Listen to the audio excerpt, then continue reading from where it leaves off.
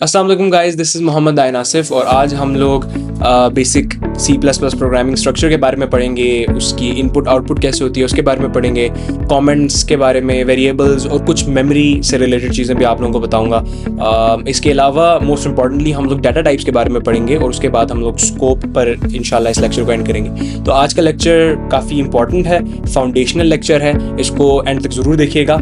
So without wasting any more time, let's get started. अच्छा जी, तो ये मैंने कुछ जो है वो एक आउटलाइन बनाई हुई है। इस आउटलाइन में जैसे कि आप लोग देख रहे हैं, हम लोग सबसे पहले parts of C plus plus program पढ़ेंगे। उसके कुछ जो पार्ट्स होते हैं इंक्लूडिंग प्री प्रोसेसर डायरेक्टिव्स, वो हम लोग पढ़ेंगे। स्पेशल कैरेक्टर्स के बारे में पढ़ेंगे, इनपुट आउटपुट के बारे में पढ़ेंगे, एस्केप सीक्वेंसेस, मैनिपुलेटर्स, वेरिएबल्स और कॉन्स्टेंट्स के बारे में भी पढ़ेंगे। फिर डाटा टाइप्स आ जाएंगी। डाटा टाइप्स को डिटेल में हम लोग स्टडी करेंगे, उनकी रेंजेस, सफिक्स वगैरह और इस तरह की सारी चीज़ें हम लोग पढ़ेंगे। ओवरफ्लो, अंडरफ्लो का भी कॉन्सेप्ट मैं इंशाल्लाह दूंगा आप लोगों को। फिर कैरेक्टर जो डाटा टाइप है, it's really interesting data type, उसके ऊपर हम लोग ज़्यादा टाइम देंगे। और फिर एंड में हम लोग बूल जो है वो पढ़ेंगे और उसके बाद थोड़ा सा साइज ऑफ ऑपरेटर्स और फिर उसके बाद स्कोप के बारे में पढ़ेंगे और स्कोप इंशाल्लाह हम लोग एंड करेंगे। ऑपरेटर्स के ऊपर मैं एक सेपरेट वीडियो लाऊंगा इंशाल्लाह। वो जो वीडियो होगी उसके अंदर हम लोग डिटेल में ऑपरेटर्स भी पढ़ेंगे। अच्छा जी, तो हम लोग parts of C plus plus से स्टार्ट करते हैं। जैसे कि आप लोगों को नज़र आ रहा है कि यहाँ पर सी प्लस प्लस में सबसे पहले ऊपर हम लोग प्री प्रोसेसर डायरेक्टिव्स जो हैं उनको इंक्लूड करते हैं। जैसे कि ये आप लोगों को नज़र आ रहा है प्री प्रोसेसर डायरेक्टिव्स। जैसे कि मैंने पिछली वीडियो में भी उनका कॉन्सेप्ट दिया था कि प्री प्रोसेसर डायरेक्टिव्स ऐसी फाइल्स होती हैं जिनको हम इंक्लूड करते हैं, जिनके अंदर हमारे प्रोग्राम में जो जो फंक्शंस इस्तेमाल हो रहे हैं उनकी डिक्लेरेशन होती है। उन फंक्शन की डेफिनेशन मौजूद नहीं होती, उन फंक्शंस की डिक्लेरेशन होती है। तो ऐसी फाइल्स को हम लोग प्री प्रोसेसर डायरेक्टिव्स के थ्रू इंक्लूड करते हैं। तो फाइल हमने इंक्लूड कर दी। उसके बाद हम लोग एक ये जो लाइन आप लोगों को नजर आ रही है, यूजिंग नेम स्पेस एसटीडी, ये स्टैंडर्ड नेम स्पेसेस काफ़ी तरह की होती हैं, लेकिन हम लोग स्टैंडर्ड नेम स्पेस यूज़ करते हैं। इसकी एक्सप्लेनेशन बाद में जाके आप लोगों को मैं दूंगा इंशाल्लाह आगे आने वाली वीडियोस में। बट अभी के लिए आप लोग सिर्फ ये याद रखें कि हम लोग ये एक लाइन यूज़ करते हैं, वरना हमें एसटीडी करके स्टैंडर्ड का जो कीवर्ड है वो यूज़ करना पड़ता है अपनी हर इंस्ट्रक्शन से पहले, यूं करके। वो कुछ होता है यूं करके। तो ये वाला काम जो है वो हमें करना पड़ता है। तो अगर इस काम को हमने नहीं करना तो हम लोग सिर्फ ये एक लाइन लिख लेंगे। ये लाइन क्या करेगी, ये लाइन उस काम को, वो जो रिपीटेटिवनेस है उसको हटा देगी। तो उसके बाद हमारे पास एक मेन का फंक्शन आता है। ठीक है, ये जो आप लोगों को नजर आ रहा है इंट मेन करके, ये एक फंक्शन है। ठीक है, इस फंक्शन की ये स्टार्टिंग ब्रेस है, ठीक है, और ये वाली एंडिंग ब्रेस है। तो इस फंक्शन की जो ब्रैकेट्स हैं ये इसका स्कोप डिफाइन करती हैं। स्कोप को मैं एंड में बताऊंगा, बट अभी के लिए आप लोग सिर्फ ये याद रखें कि आपका एक इंट मेन करके एक फंक्शन होता है जिसके अंदर कोई भी यहाँ पे आर्ग्यूमेंट नहीं मौजूद होता। यहाँ पर कोई भी आर्ग्यूमेंट नहीं है, आपने सिर्फ यहाँ पर दो ब्रैकेट्स डाल देनी है और इसके अंदर आपके पास लाइंस ऑफ कोड, जो भी आप लोगों की इंस्ट्रक्शंस होती हैं वो यहाँ पर एग्जीक्यूट हो रही होती हैं। जिस तरह यहाँ पर अभी मैंने लिखा हुआ है सी आउट सब्सक्राइब और एंडल करके भी ये चीज़ मैंने डाली हुई है। ये चीज़ें आपको अभी आगे जाके इंशाल्लाह डिटेल में मैं समझाऊंगा, बट अभी के लिए आप लोग सिर्फ ये याद रखें कि यहाँ पर आपने सिर्फ अपनी इंस्ट्रक्शंस देनी है, जो आपने कंप्यूटर को बताना है कि आपने कंप्यूटर से क्या काम लेना है, वो सारी चीज़ें इंट मेन के अंदर हो रही होती हैं। Int main is the main function of your code, और ये वो वाला फंक्शन है जो सबसे पहले एग्जीक्यूट होता है। तो int main is the function जिसको कंपाइलर सबसे पहले ट्रांसलेट करता है, जिसको जहां से आपकी कंपाइलेशन स्टार्ट होती है। तो उसके बाद फिर और जो चीज़ें हैं वो कंपाइल होती हैं। तो ये था बेसिकली सी प्लस प्लस का एक जो कोर स्ट्रक्चर है वो कैसे फॉलो होता है। उसमें हमने जैसे कि देखा कि हमारे पास एक प्री प्रोसेसर डायरेक्टिव होता है जिसके थ्रू हम लोग जो हेडर फाइल्स हैं उनको हम इंक्लूड करते हैं। हेडर फाइल को इंक्लूड करने के बाद हम लोग using name space STD use करते हैं। उसके बाद हमारा इंट मेन जो है वो आता है, जो कि हमारा एक मेन फंक्शन है। उसके बाद मेन फंक्शन की स्टार्टिंग, उसके बाद मेन फंक्शन की एंडिंग, और उसके दरमियान मेन फंक्शन के अंदर हम लोग अपनी इंस्ट्रक्शंस लिखते हैं, जिससे हमारा जो कोड है, हमारा जो प्रोग्राम है वो काम करता है। अच्छा, इसके बाद मैं यहाँ पर आप लोगों को थोड़ा सा बता दूं कि हमने इंक्लूड और डिफाइन का भी मैंने पिछली वीडियो में जिक्र किया था। प्री प्रोसेसर डायरेक्टिव्स हमारे पास दो तरह के मेनली जो हम लोग यूज़ कर रहे होते हैं, वो एक इंक्लूड होता है और दूसरा डिफाइन होता है। इंक्लूड हम लोग वो हेडर फाइल्स इंक्लूड करने के लिए यूज़ करते हैं जिन हेडर फाइल्स के अंदर हमारे जो फंक्शंस हमारे प्रोग्राम या कोड में यूज़ हो रहे हैं उनकी डिक्लेरेशंस मौजूद हैं। डिक्लेरेशंस हैं उनको हम लोग इंक्लूड, हैशटैग इंक्लूड के थ्रू हम लोग इंक्लूड करते हैं। जबकि हमारे पास जो हैशटैग डिफाइन है, हैशटैग डिफाइन जो है वो हमारे पास कांस्टेंट को डिफाइन करने के लिए एक लेगेसी मेथड था जो हम लोग पहले यूज करते थे। अब दूसरा मेथड भी आ चुका है जो हम कांस्टेंट कीवर्ड के साथ यूज करते हैं।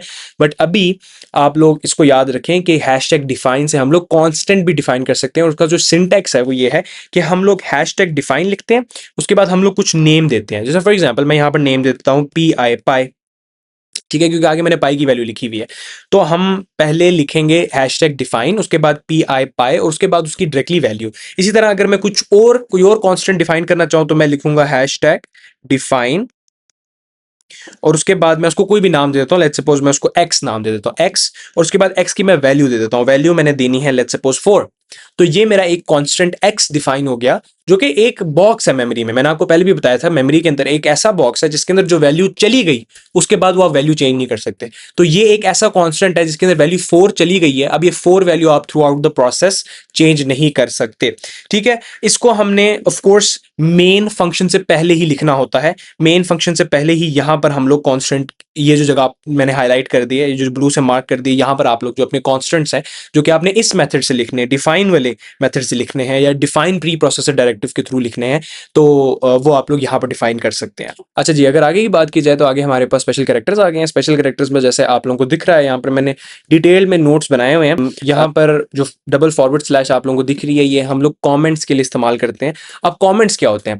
कॉमेंट्स ऐसी इंस्ट्रक्शंस होती हैं सी प्लस प्लस में जिनको कंपाइलर इग्नोर कर देता है। मतलब वो ऐसी इंस्ट्रक्शंस होती हैं जिनको ट्रांसलेट नहीं किया जाता, और वो सिर्फ मेनली एक्सप्लेनेशन का काम अदा कर रही होती हैं, या एक तरह से कॉन्टेक्स्ट प्रोवाइड करने का काम अदा कर रही होती हैं। तो फॉर एग्जांपल, जिस तरह मैंने यहाँ पर जब आप लोगों को मेन कोड स्ट्रक्चर दिखाया था, उसमें मैंने यहाँ पर ये यूज भी किया हुआ है।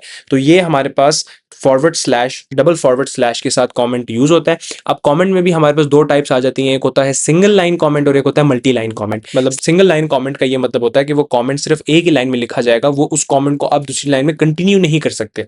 नॉर्मली एंटर दबा के आप दूसरी लाइन में उस कमेंट को नहीं लेके जा सकते, आपने दोबारा कमेंट के लिए डबल फॉरवर्ड स्लैश इस्तेमाल करनी होगी, तब आप दूसरी लाइन में भी कमेंट लिख सकते हैं। बट उसका जो अल्टरनेटिव है वो ये है कि आप लोग मल्टी लाइन कमेंट यूज कर लें, विच इज दिस। ठीक है, ये जो आप लोगों को नजर आ रहा है, यहाँ पर हमारे पास जो कमेंट की शुरुआत है वो एक फॉरवर्ड स्लैश और उसके बाद एक स्टैरिक आती है। ठीक है, ये कमेंट की शुरुआत है। उसके बाद आपने जितनी भी अपनी लाइनें लिखनी है, एक्सप्लेनेशन देनी है कोड की, कोड का कॉन्टेक्स्ट प्रोवाइड करना है, मल्टीपल लाइंस में आपने कॉन्टेक्स्ट प्रोवाइड करना है, विद एंटर आप लोग वो कॉन्टेक्स्ट प्रोवाइड कर सकते हैं। और जैसे ही आपका कमेंट खत्म हो जाए, खत्म होने के बाद आपने एक स्टैरिक और उसके बाद दोबारा फॉरवर्ड स्लैश आपने देनी है, जिस तरह यहाँ पर मैंने दी हुई है। तो ये है multi line comment. But multi line comment में कुछ ऐसा होता है कि कभी कभार हमारे कोड में ना ऑलरेडी इस तरह के कुछ सिंबल्स आ रहे होते हैं, तो मल्टी लाइन कमेंट में बंदा कभी कभार कंफ्यूज हो जाता है कि किस लाइन पे एरर है, और वो एरर भी कमेंट्स की वजह से आ रहा होता है। तो आई वुड प्रेफर कि आप लोग ये ट्रिक यूज कर लें। ये ट्रिक ये है कि जब आप सिंगल लाइन कमेंट यूज कर रहे होंगे, सिंगल लाइन कमेंट यूज करते हुए अगर आपने दूसरी लाइन में जाना है और उसी कमेंट को कंटिन्यू करना है, तो you just use this backward slash.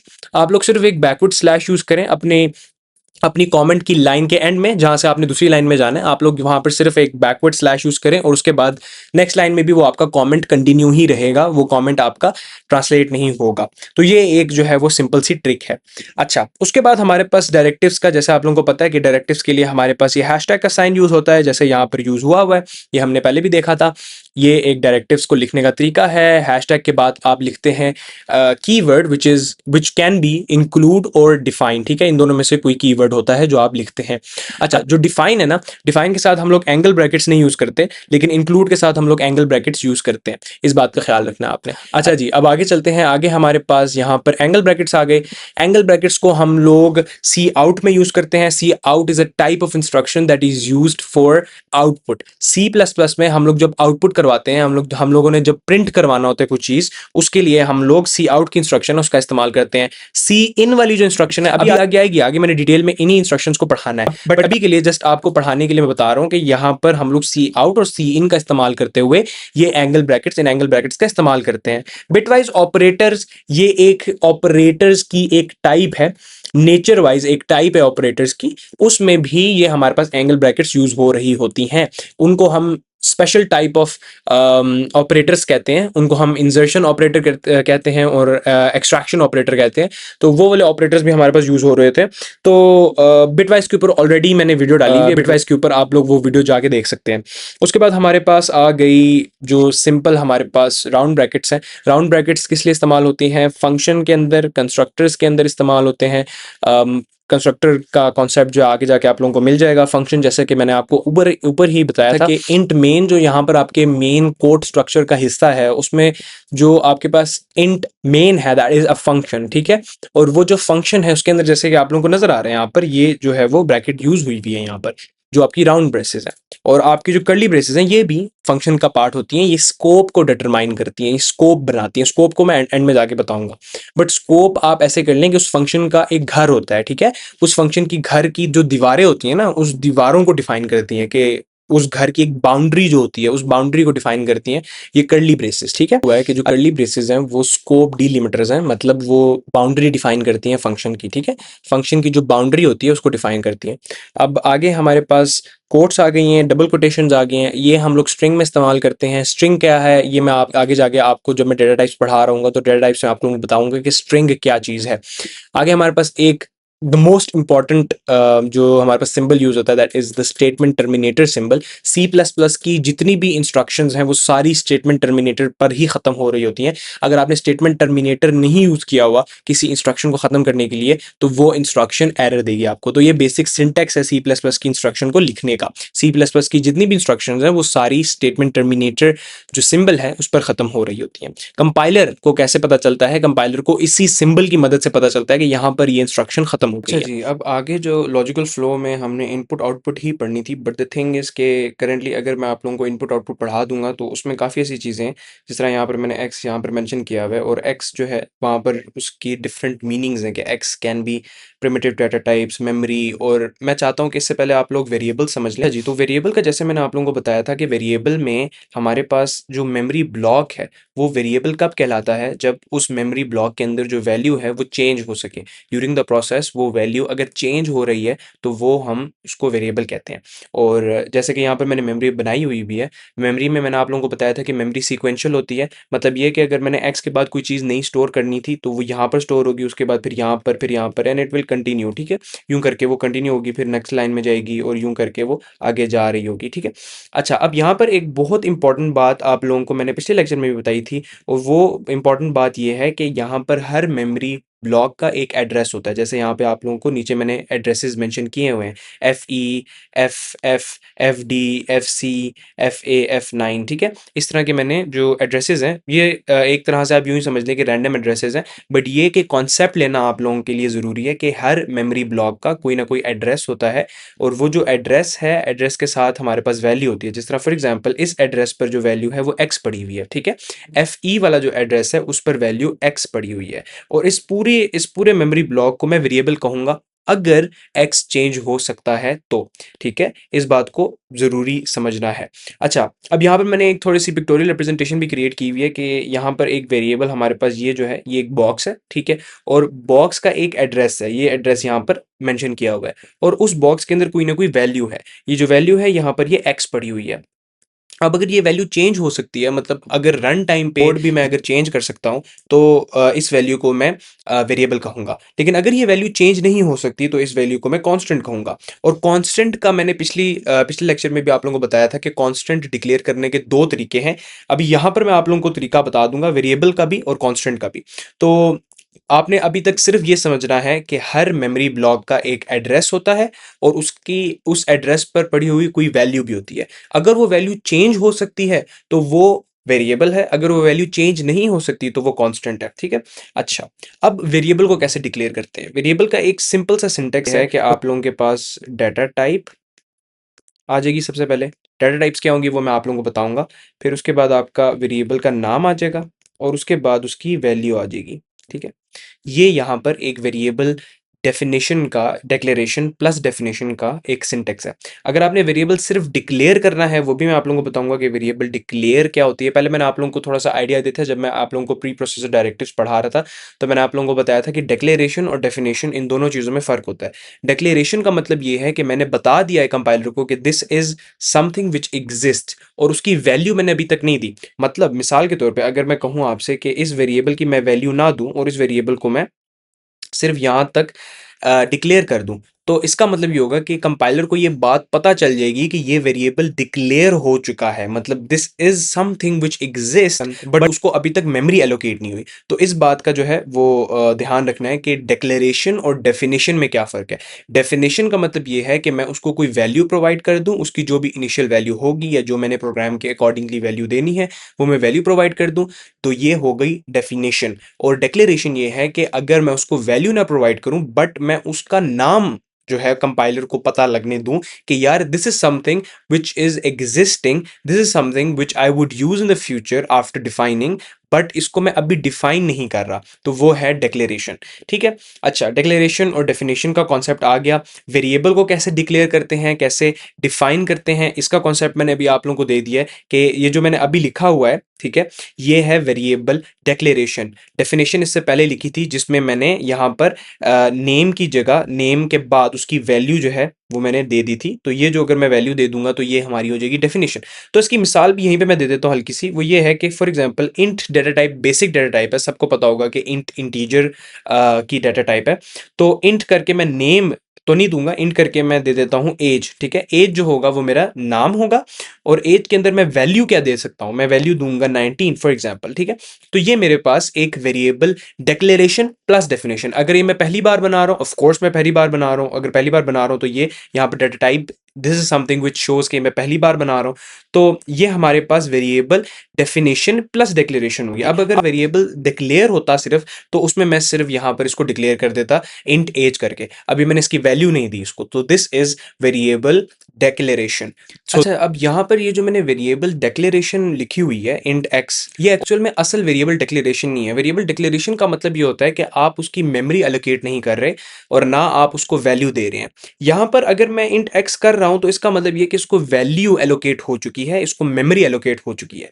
By default इसकी जो वैल्यू उसको एलोकेट होगी, अगर हम नहीं दे रहे तो वो जीरो होती है, और इसकी जो मेमोरी है वो भी ऑलरेडी एलोकेट हो गई है। तो ये वेरिएबल डिक्लेरेशन नहीं हुई, ये वेरिएबल डेफिनेशन हुई है। बट ये कि मैंने आपको ये कॉन्सेप्ट ही गलत क्यों दिया है एक तरह से, वो ये है कि आप लोगों को इस कॉन्सेप्ट का भी आइडिया होना चाहिए कि ज़्यादातर लोगों को इस कॉन्सेप्ट का आइडिया नहीं है। ज़्यादातर लोग या टीचर्स जो होते हैं वो इसको वेरिएबल डिक्लेरेशन ही कहते हैं। ठीक है, जबकि वेरिएबल डिक्लेरेशन क्या है, वेरिएबल डिक्लेरेशन मैं आप लोगों को नीचे बताता हूँ, नेमिंग कन्वेंशन अभी हम लोग पढ़ते हैं। वेरिएबल डिक्लेरेशन क्या है? डिक्लेरेशन ये है कि उसका जो सिंटेक्स है वो एक्सटर्न के साथ आता है। आप जब कोड करेंगे, और अभी मैं आपको इंशाल्लाह कोड करके भी दिखाऊंगा, जब आप कोड करते हैं तो कोड में अगर आप इंट एक्स लिख देंगे, सिर्फ आप इंट एक्स लिख देंगे, तो वो एक्चुअल में वेरिएबल डिक्लेरेशन के साथ डेफिनेशन भी हो जाएगी। उसकी जो वैल्यू है ना, वैल्यू वो बाय डिफॉल्ट जीरो से एलोकेट हो जाएगी, या अगर कोई स्ट्रिंग है, कोई और डाटा टाइप है, अभी तो सिर्फ बेसिक डाटा टाइप्स, क्योंकि मैंने अभी डाटा टाइप आपको पढ़ाई नहीं है, बेसिक डाटा टाइप लेके चल रहा हूँ इंट, तो इंट की जो बाय डिफॉल्ट वैल्यू उसको एलोकेट हो जाएगी वो जीरो होगी। क्यों? क्योंकि उसको मेमोरी भी यहाँ पर एलोकेट हो चुकी है। अब असल में वेरिएबल डिक्लेरेशन अगर हमने करनी है, वेरिएबल डिक्लेरेशन जिसका मतलब ये है कि मेमोरी एलोकेट ना हो, उसके साथ हमें कीवर्ड यूज करना पड़ेगा एक्सटर्न। ठीक है, ये वाला जो कीवर्ड आप लोगों को नजर आ रहा है, ये वाला कीवर्ड हमें यूज करना पड़ेगा। तो ये क्या करेगा? ये सिर्फ उसका नाम डिक्लेयर करेगा और मेमोरी एलोकेट होने नहीं देगा। तो जब आप इस वेरिएबल को कहीं इस्तेमाल करेंगे तो वो एरर देगा कि यहां पर कोई मेमोरी एलोकेट नहीं हुई हुई, और मेमोरी नहीं एलोकेट हुई हुई तो कोई वैल्यू नहीं है, कोई वैल्यू नहीं है तो आप लोगों को वो एरर देगा। जबकि अगर ये वाला एक्स आप लोग कहीं इस्तेमाल करेंगे, इस एक्स का इस्तेमाल भी हो जाएगा, क्योंकि इसकी बाय डिफॉल्ट जो वैल्यू एलोकेट हुई हुई होगी वो जीरो होगी, या कुछ और कंपाइलर्स कुछ गार्बेज वैल्यू भी एलोकेट कर सकते हैं। तो इस चीज का आप लोगों ने ध्यान रखना है कि एक्चुअल में डिक्लेरेशन क्या है। और आजकल मोस्ट ऑफ द टीचर्स जो हमें पढ़ा रहे होते हैं उनको भी आइडिया नहीं होता कि असल में डिक्लेरेशन क्या है। अच्छा, उसके बाद डेफिनेशन की बात करते हैं। जैसे मैंने आप लोगों को अभी पहले बताया, मैंने एग्जांपल के साथ बताया कि डेफिनेशन क्या है। डेफिनेशन को कॉन्सेप्चुअली समझें, डेफिनेशन क्या है। डेफिनेशन में आपकी मेमोरी भी एलोकेट हो जाती है और वैल्यू भी मिल जाती है। ठीक है, वैल्यू मिलना बहुत ज्यादा जरूरी है डेफिनेशन के लिए। क्यों? क्योंकि आप definition as the word suggest कि आप डिफाइन कर रहे हो कि दिस इज एक्स या दिस इज माई वेरिएबल। ठीक है, अच्छा, अब जैसा कि मैंने आप लोगों को बताया कि डेफिनेशन में फिर ये चीज़ भी आ जाती है, जैसे ये मैंने लिखा था। कहते तो इसको हम लोग मोस्टली यही कह रहे होते हैं कि ये डिक्लेरेशन है, बट ये डिक्लेरेशन नहीं है, डेफिनेशन भी हो जाती है। तो इसी तरह मैंने यहाँ पर डेफिनेशन में भी इसको इंक्लूड किया हुआ है कि जब आप डाटा टाइप के साथ नेम लिख देंगे तो वो डिक्लेरेशन के साथ डेफिनेशन भी हो जाएगी, उसको मेमोरी भी एलोकेट हो जाएगी और उसको उसकी वैल्यू भी मिल जाएगी, और बाय डिफॉल्ट वैल्यू गार्बेज भी मिल सकती है उसको, या जीरो भी वैल्यू मिल सकती है। तो ये हो जाएगा। दूसरा तरीका जो कि एक्चुअल डेफिनेशन का तरीका है वो ये है कि आप डाटा टाइप लिखें, साथ नेम लिखें और फिर उसके बाद उसको वैल्यू दें। जिस तरह मैंने ऊपर भी मिसाल दी थी, यहाँ पर मैं दोबारा लिख देता हूँ कि इंट एज करके मैंने इंट डाटा टाइप डिफाइन कर दी, एज मैंने उसका नेम डिफाइन कर दिया और उसकी वैल्यू मैंने 19 दे दी। तो ये उसकी एक सिंपल सी एग्जांपल है। अभी जब हम कोड करेंगे तो उसमें उसको अच्छी तरह डिटेल में भी पढ़ेंगे। तो यहाँ पर मैंने कुछ एग्जांपल भी दी हुई है कि अगर मैं इंट ए लिखूंगा तो इंट ए लिखने से मेरे पास कोई गार्बेज वैल्यू भी आ सकती है या कोई जीरो वैल्यू भी आ सकती है। तो ये हमारे पास हो गई वेरिएबल डिक्लेरेशन प्लस डेफिनेशन, इसका पता होना जरूरी है। अगर हम सिर्फ डिक्लेरेशन की बात करें तो हमें ये एक्सटर्न का कीवर्ड यूज करना जरूरी है। अच्छा, इंट ए लिख दिया, int a is equals to 5 कर दिया, इससे वैल्यू 5 की जो है वो ए में आ जाएगी। उसी के साथ साथ मैंने ए को यूं करके भी डिफाइन कर दिया। अब डेफिनेशन के भी कुछ तरीके हैं, जिस तरह फॉर एग्जांपल अगर मैं ये वाला तरीका फॉलो करता हूं डेफिनेशन का, इस तरीके में मैं क्या कर रहा हूं, मैं ये कर रहा हूं कि मैं लिख रहा हूं इंट, और इंट के बाद मैंने वेरिएबल का नाम दिया, नाम के बाद मैंने जो है वो यहां पर राउंड ब्रैकेट्स दी, राउंड ब्रैकेट्स के अंदर मैंने वो वैल्यू दे दी। अब एक तो ये तरीका है वेरिएबल डिक्लेयर प्लस डिफाइन करने का, ठीक है, एक दूसरा तरीका है, ठीक है। दूसरा तरीका ये है कि ये वाला दूसरा हमारा तरीका है। दूसरा तरीके में मैं क्या कर रहा हूं, मैं वेरिएबल की डाटा टाइप डिक्लेयर कर रहा हूं, ठीक है, उसके बाद वेरिएबल का नाम दे रहा हूं, नाम देने के बाद मैं कर्ली ब्रैकेट्स का इस्तेमाल कर रहा हूं और कर्ली ब्रैकेट्स के अंदर मैं उसकी जो वैल्यू है वो दे रहा हूं, ठीक है। अब दोनों तरीकों में क्या फर्क है? पहले तरीके एग्जैक्टली सेम है जो मैंने ऊपर लिखा हुआ है, मतलब ये कि ये जो चीज है, ये जो एक कन्वेंशनल तरीका है वेरिएबल डिक्लेयर प्लस डिफाइन का, उस वो तरीका और ये वाला जो तरीका है ये दोनों सेम तरीके हैं, ठीक है। ये वाला तरीका और इससे जो ऊपर वाला तरीका लिखा हुआ है ये दोनों सेम है, इनमें कोई फर्क नहीं है, ठीक है। इसका मतलब ये है कि ये वाला जो तरीका है ना, ये हमारे पास एक तरह से जो वेरिएबल डीमोशन है या प्रोमोशन है वो अलाउ कर देता है। ये जो वर्ड्स मैंने वेरिएबल प्रोमोशन और डिमोशन के वर्ड्स यूज किए हैं, इनको जरा आप गौर से समझें। अगर मैं एक वेरिएबल बनाता हूं इंट, ठीक है, और इंट के अंदर मैं वैल्यू स्टोर करने लगा हूं 3.14, जो कि एक इंटीजर वैल्यू नहीं है, तो ये क्या करेगा, ये एक फ्लोट वैल्यू है, और फ्लोट की जो डाटा टाइप है वो आगे जाके आप लोगों को मैं बताऊंगा, बट अभी के लिए आप ये समझ लें कि of course it is not an integer data type. क्यों? क्योंकि इसमें डेसिमल पॉइंट आ रहा है। तो ये जो ये वैल्यू मैंने लिखी है 3.14, इसको ऑटोमेटिकली डिड्यूस कर देगा, इसको ऑटोमेटिकली डिमोट कर देगा इंट वाली वैल्यू में। इसका मतलब ये है कि एक्स जब मेरा वेरिएबल है मेमोरी के अंदर, उसके पास जो वैल्यू पड़ी हुई है वो वैल्यू 3 है, वो 3.14 नहीं है। तो ये जो वैल्यू है 3.14 ये कम होके रिड्यूस होके 3 बन जाएगी। इसी तरह अगर मैंने कोई और वैल्यू स्टोर करनी हो, let's suppose x is equal to 5.19, तो x के अंदर जो वैल्यू स्टोर हुई है एक्चुअल में वो 5 है। क्यों? क्योंकि x की डाटा टाइप जो है वो इंट थी, फ्लोट नहीं थी, ठीक है। तो ये जो हमारे पास राउंड ब्रैकेट्स हैं, राउंड ब्रैकेट्स इस चीज को अलाउ करती हैं, ठीक है, लेकिन जो कर्ली ब्रेसेस हैं, जो कर्ली ब्रैकेट्स हैं, वो इस चीज को अलाउ नहीं करती। तो फॉर एग्जांपल अगर मैं इंट लिखता हूं, हमारे पास डाटा टाइप, उसके बाद मैं वेरिएबल का नाम, वेरिएबल का नाम के बाद कर्ली ब्रेसेस और उसके बाद उसकी वैल्यू। अब वैल्यू तो इंट है ना, हमारा वेरिएबल जो है वो वैल्यू इंट एक्सपेक्ट कर रहा है, लेकिन मैंने उसको इंट वैल्यू नहीं दी, मैंने उसको पॉइंट में वैल्यू दे दी, या लेट्स सपोज कोई भी और डाटा टाइप दे दी, मैंने यहां पर ABC दे दिया, तो ये हमें एरर दे देगा, ठीक है। और ये वेरिएबल को डिमोट भी नहीं करेगा और ना प्रोमोट करेगा। तो ये यहां पर अगर कर्ली ब्रेसेस की मैं बात करूं तो कर्ली ब्रेसेस यहां पर 3.14 को 3 नहीं बनाएंगे, ठीक है, ये 3.14 को 3 नहीं बनाएंगे और ये आपको एरर दे देगा। जबकि अगर ये जो राउंड ब्रैकेट्स हैं इनकी मैं बात करूं तो ये एरर नहीं देगा। अगर यहां पर मैं कोई पॉइंट वाली वैल्यू दे दूं तो उसको डिमोट करके इंटीजर में ले आएगा। हाँ, अगर मैं स्ट्रिंग या इस तरह की कोई और डाटा टाइप दे दूं जो कि कंप्लीटली डिफरेंट है इंट, फ्लोट या न्यूमरल डाटा टाइप से, तो वो वहां पर तो दोनों ही एरर्स दे देंगे। अच्छा जी, अब हम आ जाते हैं कॉन्स्टेंट्स पर, और जैसे कि मैंने आप लोगों को कॉन्स्टेंट्स का कॉन्सेप्ट दे दिया कि constant is a box in memory, और वो ऐसा बॉक्स है जिसकी वैल्यू चेंज नहीं होती, जिसके अंदर जो वैल्यू पड़ी हुई है, जिसको आपने वैल्यू जो एलोकेट की है वो वैल्यू चेंज नहीं हो सकती, तो वो हम कांस्टेंट उसको कहते हैं। अब कांस्टेंट को भी जो डिफाइन करने के हमारे पास दो तरीके हैं, मेजरली हमारे पास दो तरीके हैं। पहला तरीका ये है और दूसरा तरीका हमारे पास ये है। अब पहला तरीका हम प्री प्रोसेसर डायरेक्टिव्स का इस्तेमाल करके हम कांस्टेंट को डिफाइन करते हैं, जिसमें हम लोग पहले डिफाइन का कीवर्ड यूज करते हैं विद हैशटैग, ठीक है, हैशटैग हम लोग डिफाइन कहते हैं। उसके बाद हम लोग कांस्टेंट का नेम देते हैं। जैसे फॉर एग्जांपल मैं कांस्टेंट कांस्टेंट का नेम दे देता हूँ DOB, let's suppose my date of birth, ठीक है।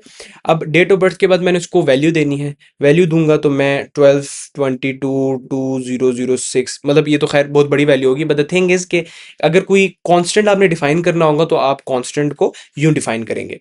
अच्छा, इसके बाद ये वाला जो कांस्टेंट कीवर्ड है ये एक मॉडर्न वे है। ये जो था तरीका, ये वाला डिफाइन वाला तरीका, ये लेगेसी वे था, पुराना तरीका था कांस्टेंट्स को डिफाइन करने के लिए। ये जो है कांस्टेंट का कीवर्ड यूज करने वाला तरीका, ये मॉडर्न वे है, मॉडर्न तरीका है कांस्टेंट्स को डिक्लेयर करने का। तो इसमें आप क्या करते हैं, आप कांस्टेंट का कीवर्ड यूज करते हैं, कांस्टेंट के कीवर्ड के साथ आप डाटा टाइप यूज करते हैं, और उसके बाद उसका नेम, और उसके बाद वैल्यू, जैसे कि हमने वेरिएबल के डिक्लेरेशन और डेफिनेशन में देखा है। ठीक है, बस यहाँ पर फर्क ये है कि यहाँ पर आपने सिर्फ कांस्टेंट का कीवर्ड ऐड कर दिया। ठीक है, तो मैं यहाँ पर लिख सकता हूँ कि कांस्टेंट, ठीक है, कांस्टेंट डाटा टाइप उसको मैंने देनी है विच इज बेसिकली इंट, उसके बाद उसका नाम विच इज पाई, और पाई की वैल्यू मैं दे देता हूँ लेट्स सपोज, क्योंकि अभी मैं इंट के साथ काम कर रहा हूँ तो मैं पाई की वैल्यू यहाँ पर 3 दे देता हूँ।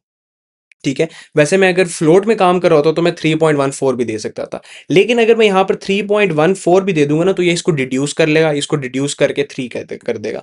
ठीक है, ये मैंने आप लोगों को ऊपर बता दिया, और ऊपर वेरिएबल में हम लोगों ने देख भी लिया कि वेरिएबल में जो राउंड ब्रैकेट्स होती हैं वो डिमोशन को अलाउ कर देती हैं, जबकि जो कर्ली ब्रैकेट्स होती हैं वो इस तरह की डिमोशन प्रमोशन को अलाउ नहीं करती, वो एरर दे देती हैं। ठीक है, तो ये कुछ तरीके हमने पढ़ लिए हैं वेरिएबल डिक्लेरेशन प्लस डेफिनेशन के, और वेरिएबल डिक्लेरेशन और असल डिक्लेरेशन में क्या फ़र्क है वो भी मैंने आप लोगों को बता दिया कि वेरिएबल डिक्लेरेशन हम लोग जनरली इसको वेरिएबल डिक्लेरेशन कह रहे होते हैं, but this is not variable declaration in its true sense. Variable declaration हम लोग एक्सटर्न का कीवर्ड यूज करने के साथ जो है वो करते हैं। अच्छा जी, तो लास्ट तरीका जो है वो ये है कि हम कॉन्स्ट EXPR लिख दें, उसके बाद वही सेम तरीका डाटा टाइप नेम और उसकी नेम की वैल्यू। ठीक है, अच्छा, अब कॉन्स्ट EXPR क्या कर रहा होता है, ये कर रहा होता है कि आपके पास जो कंपाइलेशन का टाइम होता है उसी दौरान कैलकुलेशन अगर कोई है जो एक्चुअल प्रोसेसर को देने से पहले, क्योंकि इवेंचुअली हमारा प्रोग्राम प्रोसेस के अंदर बदलने लगा है, और प्रोसेस की अर्थमेटिक होती है उसको हम प्रोसेसर के थ्रू करवा रहे होते हैं। मतलब प्रोग्राम जब रन होता है, रन होने के बाद वो प्रोसेस बन जाता है, प्रोसेस के अंदर फिर जो हमारी कैलकुलेशंस हो रही होती हैं वो हमारा प्रोसेसर कर रहा होता है। ठीक है, प्रोसेसर के अंदर हमने शुरू में पढ़ा था, पहले लेक्चर में पढ़ा था कि प्रोसेसर के अंदर अर्थमेटिक लॉजिक यूनिट होता है। अर्थमेटिक लॉजिक यूनिट वो सारी कैलकुलेशंस कर रहा होता है। बट अगर हमें अपने जो कोड है उसकी स्पीड थोड़ी सी हमें इंक्रीज करनी है, कुछ ऐसी कैलकुलेशंस हैं जो हम समझते हैं कि प्रोसेसर को अगर ना दी जाए, प्रोसेसर पर अगर लोड कम पड़े तो हमारे प्रोसेस की जो एग्जीक्यूशन टाइम है वो बढ़ जाएगा, तो वो वाली जो कैलकुलेशन है वो हम कहते हैं कंपाइलर आप करो वो कैलकुलेशन। हम कंपाइलर को कह देते हैं कि कंपाइलर आप करो वो कैलकुलेशन प्रोसेसर को नहीं देनी। ठीक है, तो ये जो कांस्टेंट EXPR नजर आ रहा है आपको, ये कीवर्ड ये यही काम करता है कि ये कंपाइलर को कहता है कि अगर यहां पर वैल्यू की जगह मैं एक्सप्रेशन डाल दूं तो वो एक्सप्रेशन की इवैल्यूएशन आपने करनी है, प्रोसेसर को नहीं देनी। ठीक है, तो ये कंपाइल टाइम के दौरान ही कैलकुलेशन होती है।